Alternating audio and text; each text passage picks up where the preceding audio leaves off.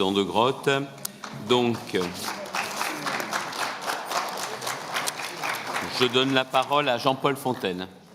Merci Monsieur le Président de Région, Monsieur le Président du Césaire, chers collègues. Tout d'abord, merci Monsieur le Président de Grotte pour vos propos et la pertinence de votre analyse. Le rapport que j'ai l'honneur de vous présenter aujourd'hui s'inscrit dans le cadre du décret du 24 juin 2015 qui rend obligatoire pour les régions la présentation annuelle d'un rapport sur la situation en matière d'égalité entre les femmes et les hommes.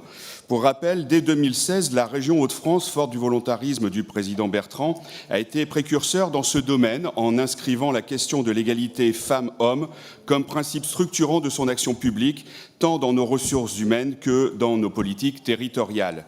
Je veux ici saluer aussi à mon tour, comme le président de Grotte, le travail partenarial mené avec le Césaire, que ce soit lors des auditions en commission Femmes et Société, qu'avec Stéphanie Ravenot, qui siège dans le comité de pilotage de ce dispositif. Nos échanges réguliers, riches et exigeants, nous permettent d'année en année d'affiner ce rapport et d'en faire un véritable outil de pilotage politique et stratégique. Je tiens également à remercier l'ensemble des agents de la région.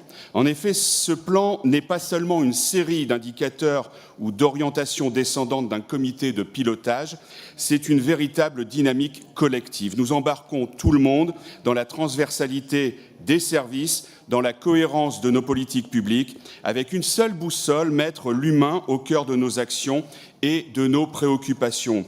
Ainsi, ce rapport 2024 illustre la vitalité de cet engagement. Parmi les avancées marquantes, la progression de la féminisation dans les filières professionnelles et de production, plus 2 points entre 2020 et 2024, une meilleure mixité dans l'apprentissage, avec près de 40% d'apprentis IES en 2023 contre 30% en 2019, le déploiement du pass management pour permettre aux femmes d'accéder à des postes à responsabilité, un ensemble d'ateliers de sensibilisation à la charte des comportements respectueux, des actions territoriales ambitieuses pour faciliter l'accès des femmes à des métiers durables et de qualité, tant par le programme de formation de la région que sa coordination ou à destination du public féminin tel que le salon professionnel.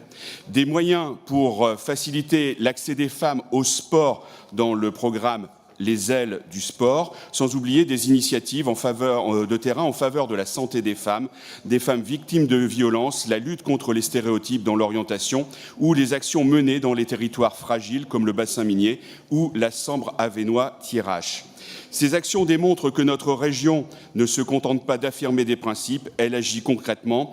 Nous savons bien sûr que la route est encore longue, les inégalités persistent dans la rémunération, dans les filières ou dans l'accès aux responsabilités, mais incontestablement, nous avançons d'année en année, nous comptons les progrès accomplis, ceci avec cohérence, constance et conviction.